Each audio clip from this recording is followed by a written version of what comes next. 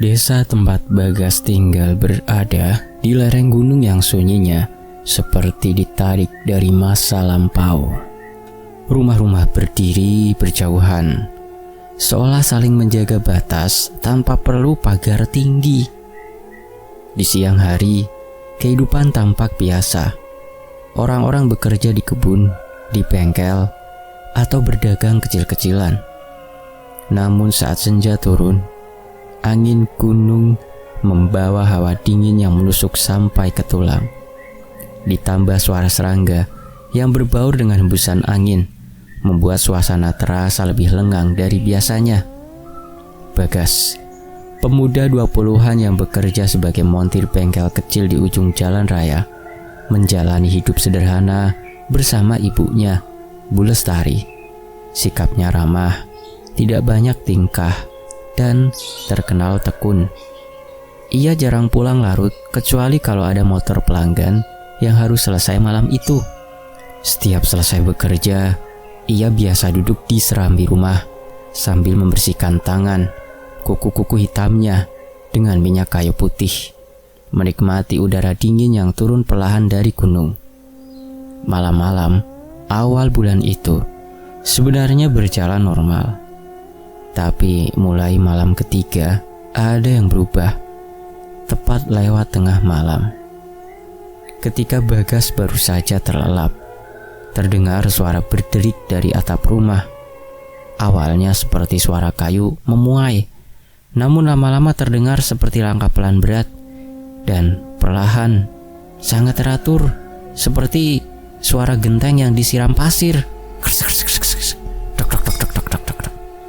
Seolah ada seseorang yang sedang melangkah sambil menaburi pasir di atap gentengnya itu tanpa ingin benar-benar diketahui. Bagas membuka mata, mengira itu tikus besar atau kucing liar. Tapi suara itu terlalu berat untuk ukuran hewan. Ia sempat menengok keluar lewat jendela. Langit gelap tanpa bulan, dan pohon bambu di belakang rumah bergerak digoyang angin. Tidak ada yang aneh. Namun ketika ia kembali ke ranjang, lampu kamar berkedip 3 kali, lalu kembali normal. Bagas hanya mendesah pelan, menganggap itu listrik desa yang akhir-akhir ini memang sering naik turun. Namun, gangguan itu tidak berhenti di situ. 2 malam kemudian, seekor kucing liar tiba-tiba duduk di depan pintu kamar Bagas. Tidak bersuara, hanya menatap tajam ke arah ranjangnya. Bulunya mengembang, seperti dalam posisi siap menyerang sesuatu yang hanya dirinya yang bisa lihat. Begitu Bagas mendekat, kucing itu mendesis, lalu meloncat kabur keluar rumah. Bagas merinding, tapi tidak menyampaikan apapun pada ibunya karena takut membuat Bu Lestari cemas. Semenjak itu, tidurnya tidak lagi tenang. Ia mulai bermimpi buruk. Dalam mimpi, ia selalu melihat sosok perempuan duduk membungkuk di sudut ruangan kamarnya. Rambutnya panjang dan basah, menutupi hampir seluruh wajah. Kadang ia menoleh pelan memperlihatkan mata merah yang seperti menyala. Bagas selalu terbangun dengan nafas terengah. Tubuh berkeringat dingin, meski malam begitu dingin. Suatu pagi, saat Bagas terlihat murung, Bu Lestari bertanya, "Kamu kecapean, Gas? Wajahmu pucat begitu." Bagas menggeleng, "Cuma kurang tidur, Bu. Kerjaan agak banyak." Bu Lestari mengusap bahunya dan berkata lembut, "Nak, kalau capek jangan dipaksakan. Mungkin masuk angin. Nanti ibu buatkan wedang jahe." Ia sama sekali tidak menduga ada sesuatu yang lebih berat sedang mengintai putranya. Baginya, keluhan anak muda seperti Bagas hanyalah kelelahan kerja. Namun, gangguan-gangguan itu makin nyata. Pada malam ke-8, saat angin berhembus kencang dan dedaunan jati bergesekan keras, suara langkah di atap terdengar lagi. Kini lebih jelas, lebih berat, seolah bukan satu, tapi 2 langkah berjalan perlahan-lahan. Bagas menahan nafas di dalam selimut, merasakan bulu kuduknya naik hingga ketengkuk. Lampu kamar kembali berkedip, tapi kali ini lebih lama, membuat bayangan di tembok menari-nari. Tepat ketika suasana hampir mereda, Bagas merasakan dadanya ditekan sesuatu yang tidak terlihat. Nafasnya tercekat, seperti ada tangan tak kasat mata yang mencengkram dan menekan kuat dari dalam dadanya. Ia terbangun mendadak, berusaha duduk, tapi tubuhnya terasa berat. Udara seakan menipis, matanya melebar, mencari pertolongan, namun tidak ada suara keluar dari mulutnya. Di tengah detik-detik yang menyesakan itu, ia sempat melihat sudut ruangan, hanya sekejap, tapi cukup jelas. Sosok perempuan berambut basah itu berdiri tegak, memandangnya tanpa berkedip. Bagas menutup mata keras-keras, berjuang menarik nafas. Saat cengkraman itu akhirnya lepas, ia terkulai lemas. Keringat dingin membasahi leher dan punggungnya. Malam itu menjadi penanda bahwa ketenangan rumah pojok desa tempat mereka tinggal mulai berubah, dan sesuatu yang tidak wajar sedang menatapnya dari kegelapan. Sejak malam ketika dadanya terasa dicengkram sesuatu yang tak terlihat itu, tubuh Bagas mulai berubah perlahan. Pagi-pagi ia sudah tampak pucat dan keringat dingin membasahi pelipisnya. Namun rasa dingin di permukaan tubuh itu berbanding terbalik dengan panas yang ia rasakan dari dalam. Seolah ada bara kecil yang menyala di balik tulang rusuknya. Demamnya datang mendadak, tidak pernah turun dengan obat penurun panas yang diberikan Bu Lestari. "Bagas, kamu pasti kena masuk angin berat," kata Bu Lestari sambil mengoleskan minyak kayu putih dicampur bawang merah di punggung anaknya itu. Bagas menggeleng lemah. "Rasanya bukan masuk angin, Bu. Panasnya di dalam kayak terbakar." Kalimat itu membuat Bu Lestari cemas, tetapi ia mencoba tetap tenang. Ia bukan perempuan yang mudah panik. Sejak suaminya meninggal, ia sudah terbiasa menghadapi apapun sendiri. Namun melihat Bagas yang biasanya kuat, kini tergeletak seperti itu, hatinya mulai dihinggapi rasa takut yang belum pernah ia rasakan. Malamnya, kondisi Bagas memburuk. Ia terbangun dengan tubuh kejang hebat. Giginya terkatuk keras, tangan dan kakinya seperti ditarik ke arah berlawanan.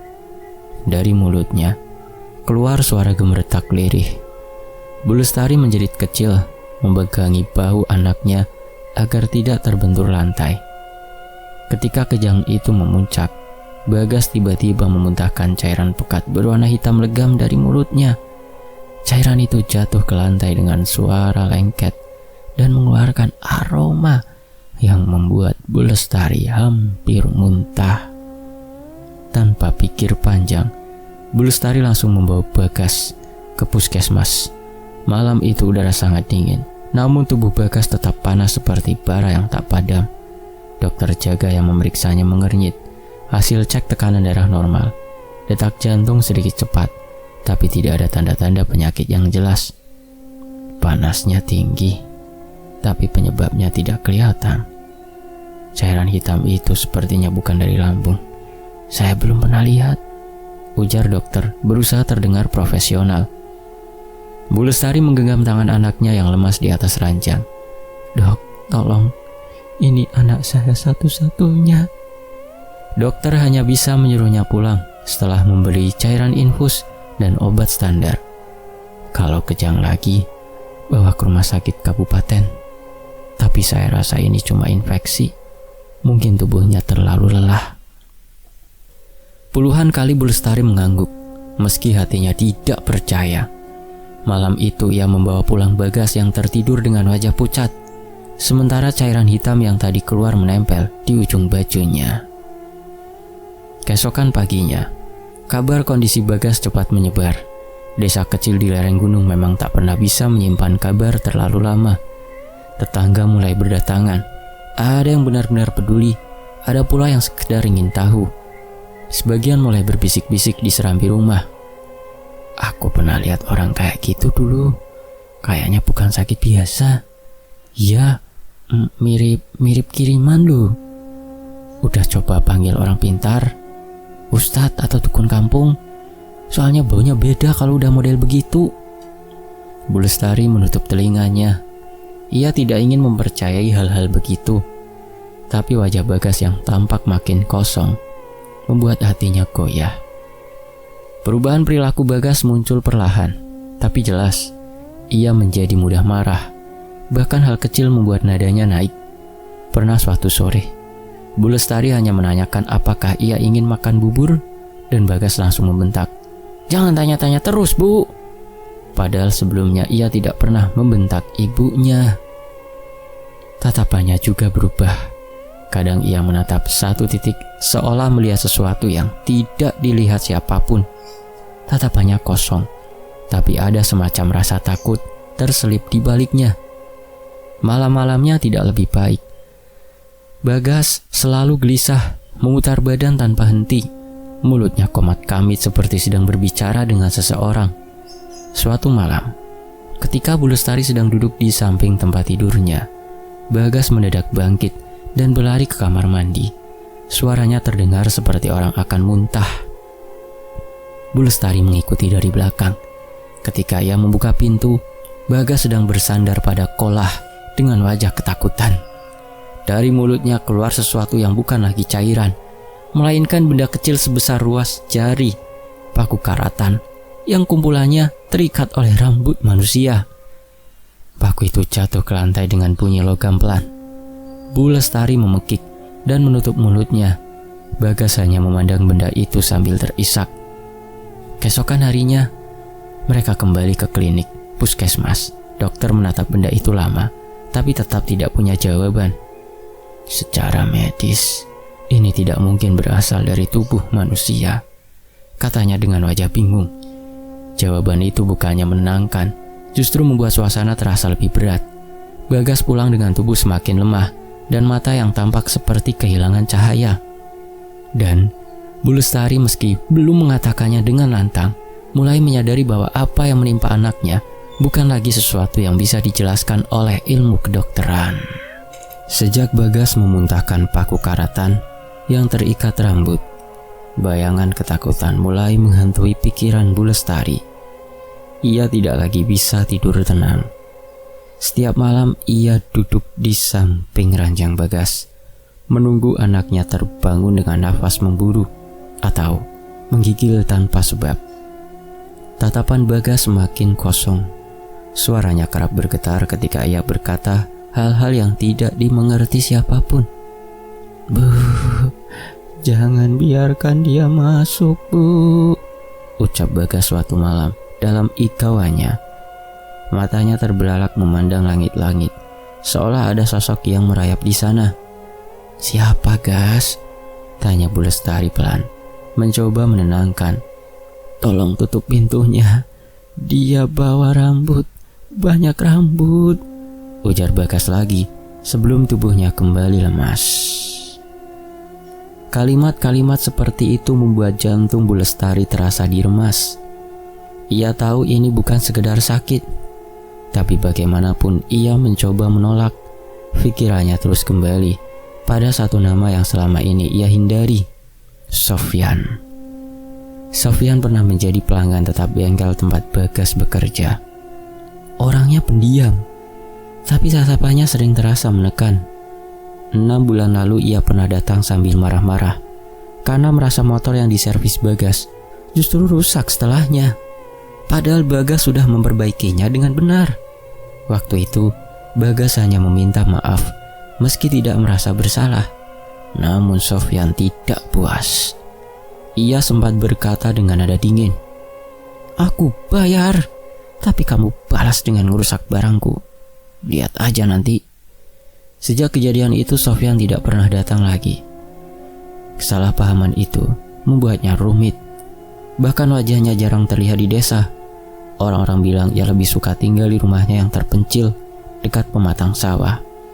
Ada pula yang bilang ia sering pergi ke rumah pipinya yang dikenal memelihara ilmu jalur hitam. Kata-kata itu kembali terngiang di kepala Bu Lestari. Ia duduk di kursi bambu sambil memijat pelipis, mencoba menyangkal. Nggak mungkin Sofyan sampai segitunya. Masalah kecil begitu kok. Namun, pikirannya makin kacau ketika seorang tetangga tua, Pak Darman, datang menemuinya sore itu. Pak Darman dikenal sebagai orang yang paling banyak tahu cerita-cerita lama tentang desa. Bicaranya lambat, tapi sangat jarang meleset. "Saya dengar Bagas makin parah ya, Bu. Maaf, tapi saya harus ngomong," ujarnya. Bu Lestari menelan ludah. "Ngomong apa, Pak?" Pak Darman menarik kursi, duduk perlahan. "Dulu, keluarga Sofyan itu terkenal. Bukan terkenal baik, tapi terkenal punya pamor kiriman dari nenek buyutnya. Ilmunya semacam telur tua. Nggak sembarang orang bisa lawan." Bu Lestari langsung gelagapan. "Pak, jangan asal ngomong gitu." "Saya nggak asal ngomong, Bu. Dulu pamornya dipakai buat jaga diri. Lama-lama dipakai buat hal-hal lain. Jika salah satu keluarga merasa sakit hati kepada seseorang." Pak Darman menunduk. Suaranya semakin rendah. "Saya cuma bilang hati-hati. Kalau ada urusan sama orang kayak Sofyan, lebih baik diselesaikan sebelum terlambat." Ucapan itu membuat pikiran Bu Lestari semakin tidak tenang. Apalagi ketika malamnya tetangga lain, Siti, berteriak memanggil dari luar pagar. Bu Tari, lihat ini. Tadi saya nemu waktu mau buang sampah." Ketika Bu Lestari keluar, ia dibuat lemas melihat apa yang ditunjukkan Siti. Bangkai ayam dengan bulu tercabuti. Tubuhnya ditancapi beberapa paku berkarat dan diletakkan tepat di pojok pagar rumah. Aroma amis bercampur bau besi karatan menusuk hidung. Siti bergegas menjauh, takut itu kena bala. Tubuh Bu Lestari bergetar. Ia tidak mampu lagi menyangkal. Terlalu banyak hal janggal yang terjadi dalam waktu singkat. Sementara ia masih tertegun, dari dalam rumah terdengar suara Bagas mengikau lagi lebih keras dari sebelumnya. "Jangan bawa aku, jangan tarik aku bukan dia, aku bukan salahmu." Bu Lestari langsung berlari masuk. Bagas duduk dengan mata melotot, tubuhnya gemetar hebat seperti sedang melihat sesuatu yang berdiri tepat di depannya. Ia meraih tangan ibunya, memegang erat seolah takut terhisap oleh sesuatu yang tidak terlihat. Melihat anaknya seperti itu, Bu Lestari akhirnya sampai pada keputusannya sejak awal enggan ia pikirkan. Ia tidak bisa lagi hanya mengandalkan obat klinik puskesmas atau menunggu keadaan membaik. Ada hal lain yang bekerja, hal yang tidak bisa diterangkan secara medis. Dengan nafas gemetar, ia mengambil selendang dan berkata pada dirinya sendiri, "Ini harus dihentikan. Aku harus cari pertolongan alternatif." Ada satu nama yang sejak dulu dikenal sebagai penjaga ilmu leluhur. Orang yang tidak sembarangan turun tangan. Tapi kalau sudah bergerak, berarti masalahnya benar-benar berat. Mbah Sukaji. Malam itu, sambil menahan air mata, Bu Lestari memutuskan ia akan mendatangi Mbah Sukaji sebelum Bagas kehilangan lebih dari sekedar kesehatannya. Malam itu, rumah Bagas terasa seperti tak berumah. Lampu ruang tengah meredup. Suara cengkrik di luar seperti ikut menahan nafas. Bu Lestari duduk gelisah. Tangannya menggenggam tasbih kecil yang sudah kusut. Sementara anaknya, Bagas, terbaring di dipan dengan tubuh masih menggigil sisa-sisa kejang sore tadi. Ketukan pintu terdengar pelan tapi tegas. Bu Lestari bergegas membukanya. Di ambang pintu berdiri seorang lelaki tua dengan rambut perak yang diikat rapi, kain jarik coklat membalut pinggangnya, dan tongkat kayu asem di tangan. Sorot matanya tenang tapi dalam, seperti menyimpan pengetahuan yang tak pernah dia ceritakan sembarangan. Mbah Sukaji datang. Setelah kemarin, Bu Lestari meminta bantuan menuju ke rumahnya. "Kula nuwun, assalamualaikum." Suaranya lirih tapi mantap. "Waalaikumsalam, Mbah, monggo, langsung masuk saja. Bagas makin sering kumat, Mbah." Mbah Sukaji mengangguk kecil, melewati ambang rumah itu, seperti seseorang yang sudah sering melihat tempat semacam ini. Rumah orang yang sedang dilanda gangguan yang bukan milik dunia kasat mata. Ia berhenti di depan Bagas dan menatapnya lama.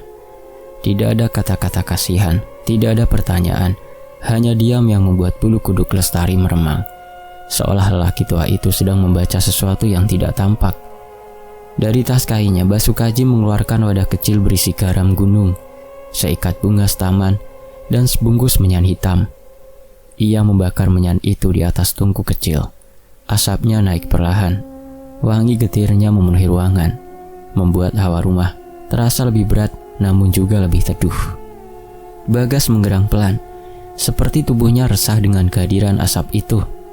"Tenang, Le," gumam Basukaji pelan, lebih seperti bicara pada sesuatu yang lain, bukan pada Bagas. Ia menaburkan garam gunung secara melingkar di lantai, tepat di sekitar tubuh Bagas. Lalu ia duduk bersila di ujung dipan, menutup mata, dan meletakkan telapak tangan kanan di ubun-ubun Bagas. Tangannya gemetar sedikit, namun bukan tanda lemah, lebih seperti tubuhnya sedang menyesuaikan diri dengan hawa yang tidak bersahabat. Bu Lestari melihatnya tanpa berkedip, hening terasa panjang. Beberapa menit kemudian, Basukaji membuka mata. Pandangannya tajam, seperti baru saja melihat sesuatu yang tidak seharusnya dilihat manusia. "Ono sing nempel ing awake," ucapnya pelan.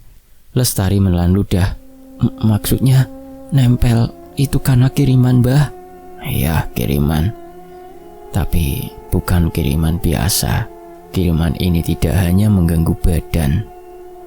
Ini akan menangkap sukmanya pelan-pelan dan akan dipindah tangankan."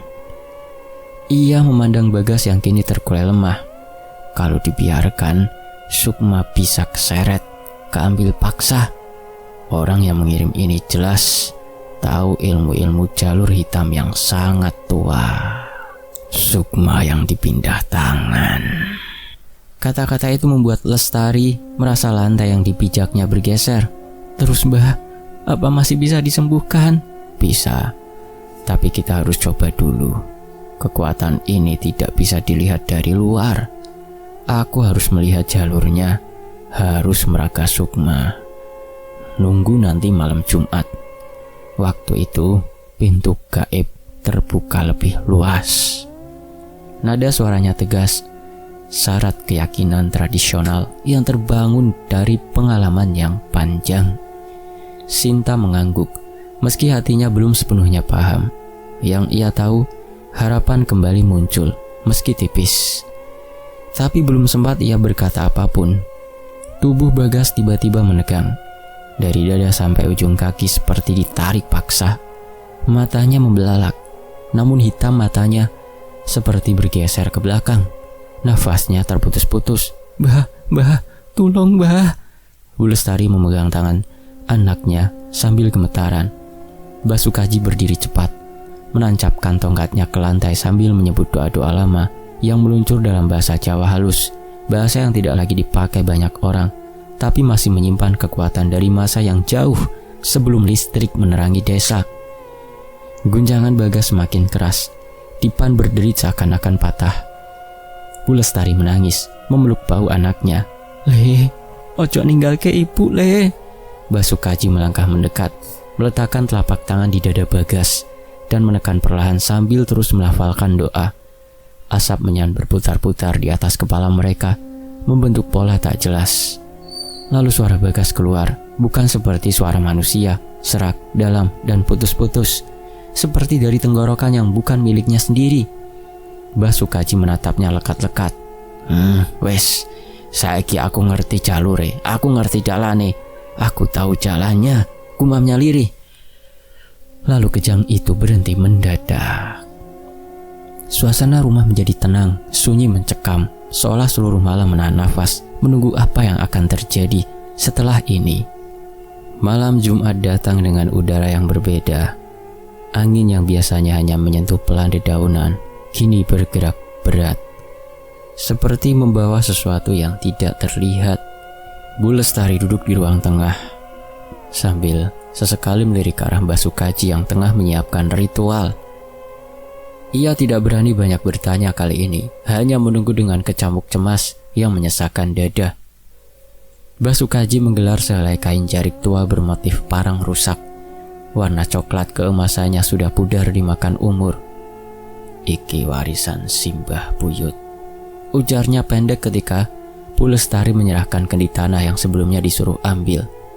Minyak cendana dituangkan setetes demi setetes ke atas permukaan jari itu. Aromanya langsung memenuhi ruangan, hangat namun juga menyimpan getaran aneh yang membuat kulit Sinta merinding. Lelaki tua itu duduk bersila di tengah jarik. Tongkat kayu asam diletakkan tampak menyentuh tanah. Ia mulai membaca doa dan mantra. Nadanya stabil, rendah seperti suara yang sudah tersambung dengan sesuatu yang lebih tua dari malam itu sendiri. Minyak cendana yang dibakar mengeluarkan asap tipis.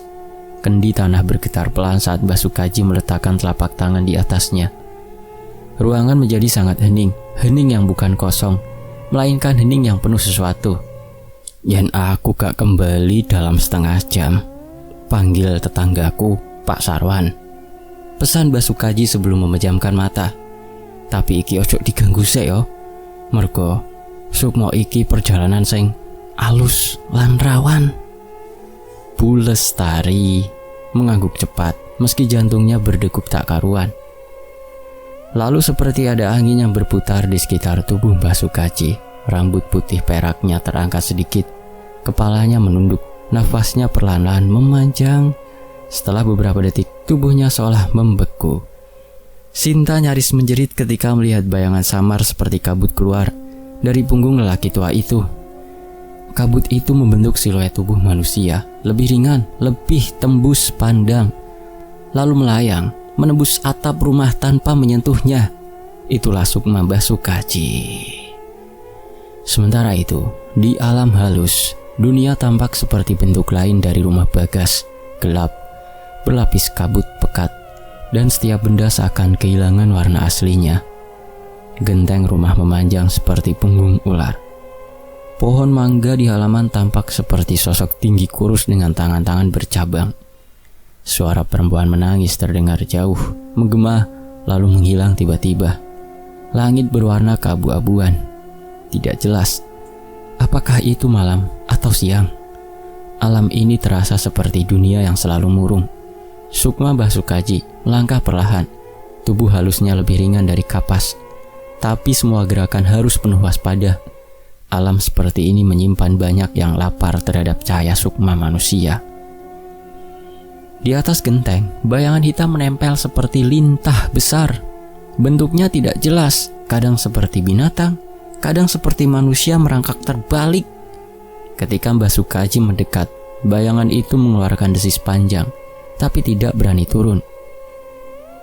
"Kekuatan iki duduk kiriman bocah anyar," gumamnya dalam hati. Ia mengikuti jalur hawa gelap itu, merambat ke arah sumur tua di samping rumah. Kabut semakin tebal, suara tangis perempuan makin jelas, seperti seseorang yang kehilangan anak. Dari balik kabut, muncullah sosok perempuan berambut basah. Rambutnya menjuntai menutupi sebagian wajah. Air menetes seperti diinjak keluar dari kulitnya. Pakaiannya robek, tapi bukan robek oleh benda, melainkan seperti digerogoti waktu.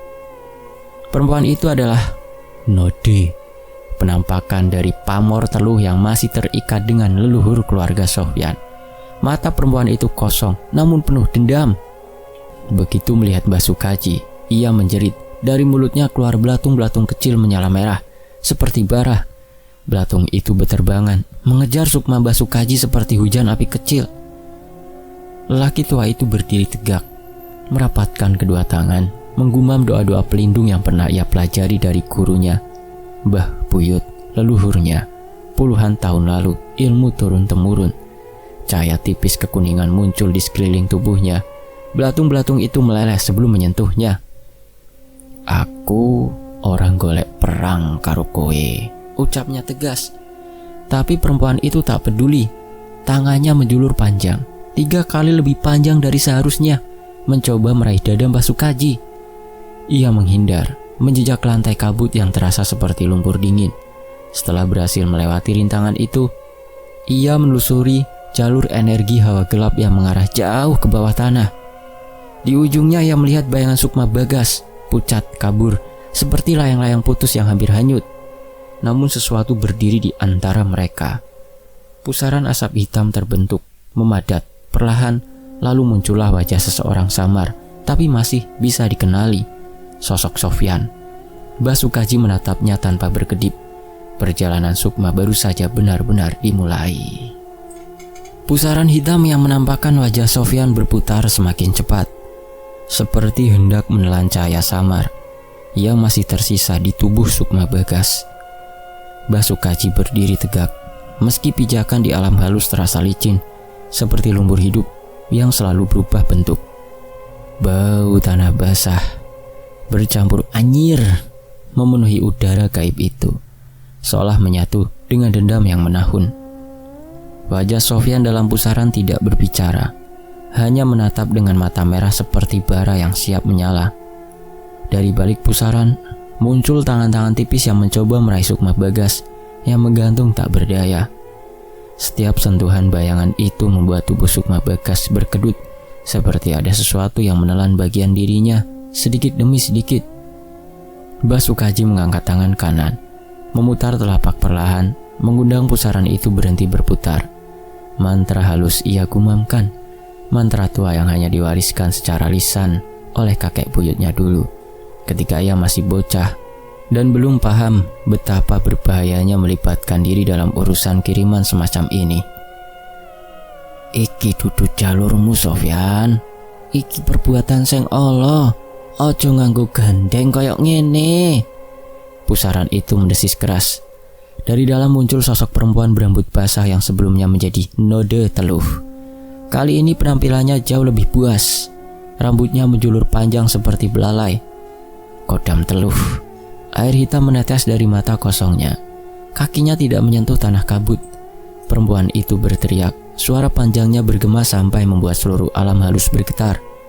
Jeritan itu seperti ribuan kuku menggaruk kaca, melukai batas telinga Mbah Sukaji. Perempuan itu menyerang. Rambutnya berubah seperti ribuan tali yang berusaha mengikat tubuh Mbah Sukaji. Laki tua itu memutar tongkat kayu asemnya, menciptakan lingkar cahaya sekilas. Namun serangan itu terus datang, semakin agresif, seperti sesuatu yang tak rela putus dari tujuannya. Dalam kekacauan itu, bayangan hitam lain mulai merayap, menangkap Sukma Bagas dari belakang. Kedua tangan gelap itu meraih leher Sukma Bagas. Bagas yang lemah hanya bisa meronta samar. Tubuhnya bergetar seperti kain basah diterpa angin kencang. Mbah Sukaji melihat itu dan wajahnya menegang. Ia tahu jika telat satu nafas saja, Sukma Bagas bisa direbut sepenuhnya, dan itu berarti hilang untuk selamanya. Perempuan berambut basah kembali melompat, kali ini membuka mulut lebar-lebar, menunjukkan rongga gelap yang seperti tak punya dasar. Mbah Sukaji hampir terseret. Cahaya pelindungnya mulai retak seperti kaca yang dipukul dari dalam. Nafasnya melemah, pikirannya mulai berputar. Tenaga leluhur dalam tubuhnya terserap oleh serangan bertubi-tubi. Ia merasakan tubuh halusnya mulai karam ke dalam kabut hitam yang bergerak seperti gelombang. Dalam detik itu, bayangan hitam yang mencekik Bagas menarik lebih kuat, membuat leher Sukma pemuda itu memanjang tak wajar. Bagas mengerang tanpa suara. Mbah Sukaji menggertakkan gigi. Ia menunduk, menyentuh ujung jarik peninggalan ibunya yang ikut terbawa ke alam gaib melalui ritual. Ya, jarik itu tampak memudar, namun kekuatannya masih terikat pada garis darah leluhur. Dengan gemetar, ia membentangkan jarik itu, memercikan cahaya kemerahan, bukan putih seperti sebelumnya. Cahaya itu berasal dari inti terdalam kekuatan keluarga. Cahaya yang hanya boleh dipakai bila nyawa manusia benar-benar dipertaruhkan. Nyuwun pangayoman Simbo, Simbah, ucapnya lirih. Jarik itu menyalakan kilatan merah, seperti bara yang berubah menjadi api angin. Kilatan itu menyambar perempuan berambut basah. Jeritanya terpotong. Tubuh gaibnya seperti dipaksa tercerabut, lalu meleleh menjadi kabut hitam. Cahaya merah juga menyambar tangan-tangan gelap yang mencekik Sukma Bagas. Tali hitam yang menghubungkan kiriman dengan tubuh Bagas tampak, seperti urat hitam berdenyut. Cahaya merah memutusnya dalam satu hentakan. Pusaran Sofyan mengeluarkan dentuman, wajah samar itu berubah panik. Dan dalam dunia nyata, tepat di saat itu, Sofyan terjatuh di ruang tamunya. Piring pecah, tubuhnya tersungkur tanpa sebab, membuat istrinya berteriak ketakutan. Di alam halus, semua bayangan mulai mundur. Alam kembali redup, seakan melepaskan tarikan kuatnya. Kiriman terputus, sukma Bagas belum kembali utuh. Tubuh halusnya tetap menggantung, seperti benang yang hampir putus. Cahaya merah pada jari memudar. Basukaji merasa tubuhnya tertarik keras, seperti ada tangan raksasa menariknya ke belakang. Getaran dari dunia nyata memanggilnya kembali. Dengan nafas terengah ia terdorong keluar dari alam halus. Dan sukma Basukaji terhisap kembali menuju tubuh ragawinya. Sementara itu aroma minyak kayu putih memenuhi kamar ketika Bagas perlahan membuka mata. Cahaya matahari pagi menembus celah jendela, menimpa wajahnya dengan hangat yang selama berminggu-minggu tak pernah ia rasakan. Nafasnya masih berat, tapi tidak ada lagi sensasi panas membara dari dalam tubuhnya. Di samping dipan, Bu Lestari terlelap sambil memegang tangan Bagas, kelelahan setelah malam yang panjang. Begitu merasakan kecilnya pergerakan Bagas, Bu Lestari tersentak bangun, matanya berkaca-kaca, tapi senyum lega langsung merekah. Alhamdulillah nak, Bagas, akhirnya sadar kamu nak. Suaranya pecah. Bagas mencoba tersenyum, meski hanya berupa gerakan tipis di ujung bibir.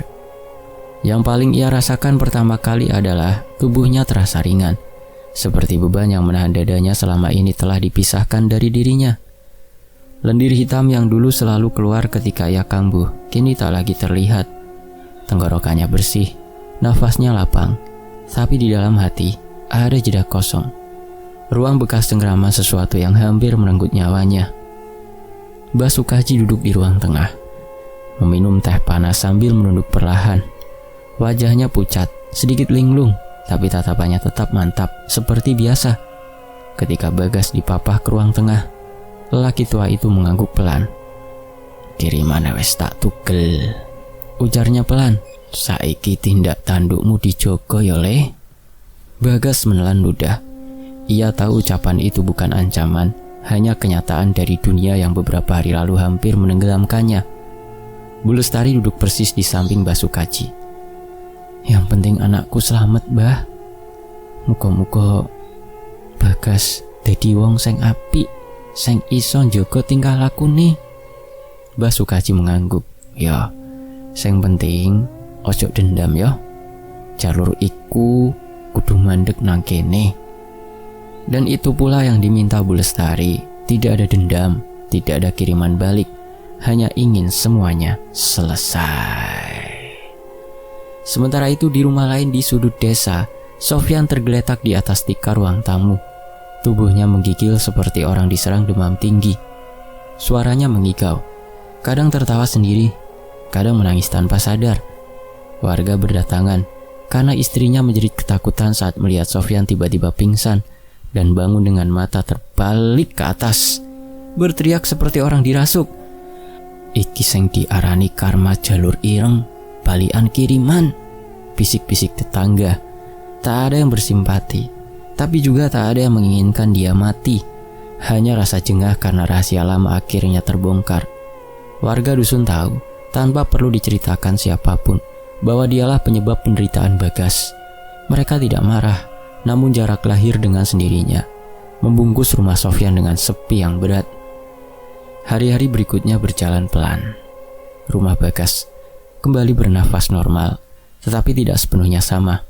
Orang-orang menjadi lebih berhati-hati dalam berkata, menjaga tindak tanduk, lebih halus ketika berselisih paham, seolah pengalaman Bagas menjadi pengingat bahwa dunia gaib tidak hanya hidup dalam dongeng. Ada batas-batas yang harus dijaga, tutur kata, tingkah laku yang harus ditimbang, dan amarah yang tak boleh dibiarkan membusuk. Di rumah pojok desa, Bagas duduk di teras setiap pagi, menghangatkan tubuhnya dengan sinar matahari. Luka gaib sudah terputus, tapi rasa takut yang tipis masih menempel seperti bayangan. Sesekali ia memejamkan mata, meresapi betapa dekat dirinya dengan kematian yang tak kasat mata itu.